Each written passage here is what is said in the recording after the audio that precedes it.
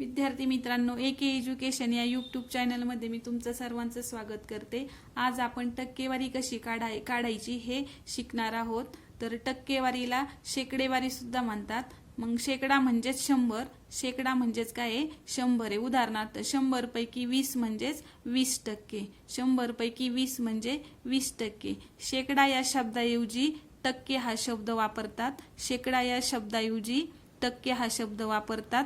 तर आपण खालील उदाहरण हे शेकडेवारी कशी काढायची किंवा टक्केवारी कशी काढायची त्याचं एक उदाहरण सोडवलेलं आहे। तर 9,900 रुपयांचे 9% किती? 9,900 रुपयांचे 9% किती? तर या उदाहरणामध्ये चे आहे ना, तर या चेचा अर्थ गुणिले असा होतो, म्हणून 9,900 गुणिले 9/100। तर यामध्ये आपल्याला संक्षिप्त रूप देऊन घ्यायचं आहे किंवा ह्याचा भागाकार करून घ्यायचा आहे। तर खाली 2 शून्य आहे, वरती 2 शून्य आहे, हे दोन्ही शून्य कॅन्सल होतात, शिल्लक राहतात 99 गुणिले 9 आणि 99 गुणिले 9चा गुणाकार हा 891 होतो। म्हणजेच 9,900 रुपयांचे 9% म्हणजेच किती? 891। त्यासारखं आपण अजून एक उदाहरण सोडून घेऊया। 1,250 रुपयांचे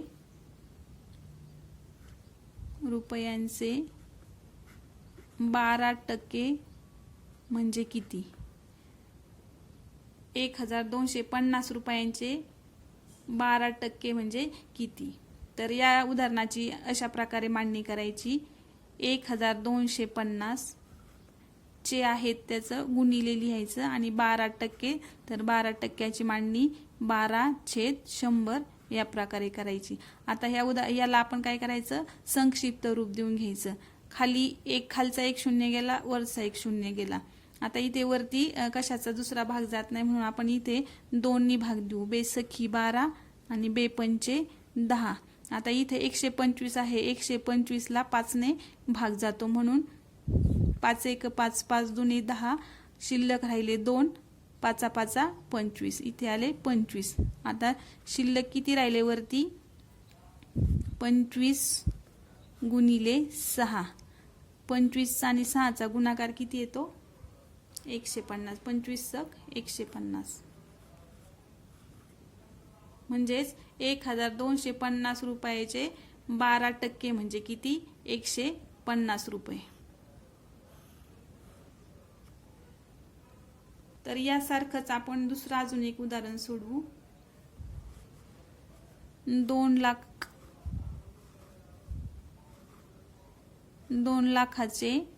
लाख रुपयाचे 10% म्हणजे किती? तर 2 लाखाचे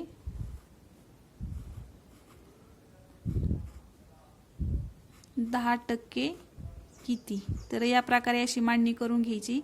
इथाला एक शून्य घालूया, इथाला एक घालूया, इथालचा एक गेला आणि इथालचा एक गेला, म्हणजे राहिले शिल्लक किती? 20,000।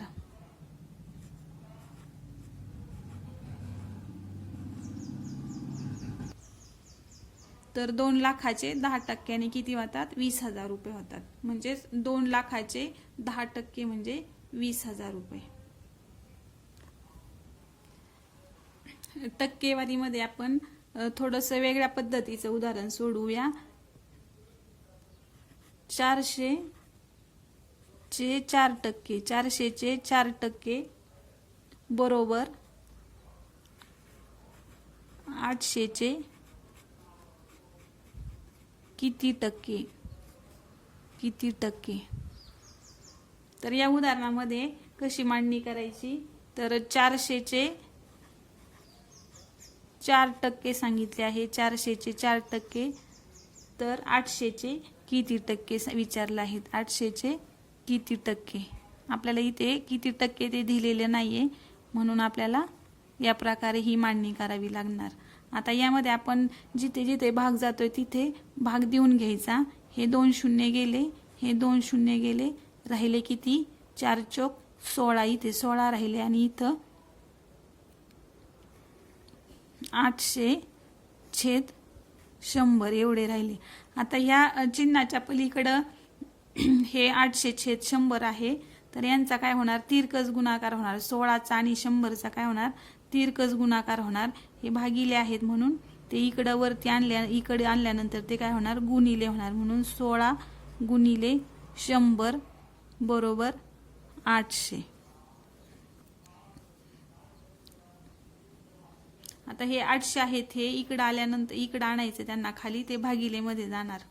मध्ये अशी मांडणी झाल्याच्या नंतर बरोबर चिन्हाच्या पलीकडली जी संख्या आहे ती इकडे आणायची असेल तर काय होणार, ती भागिले होणार.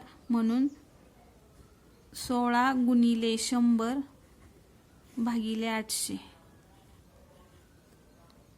हे 2 शून्य गेले, हे 2 शून्य गेले.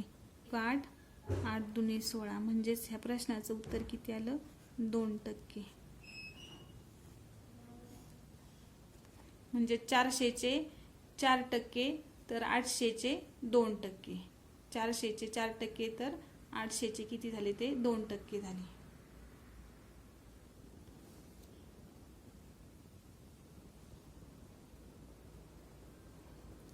तर अशा प्रकारे आज आपण टक्केवारी कशी काढायची हे शिकलो आहोत.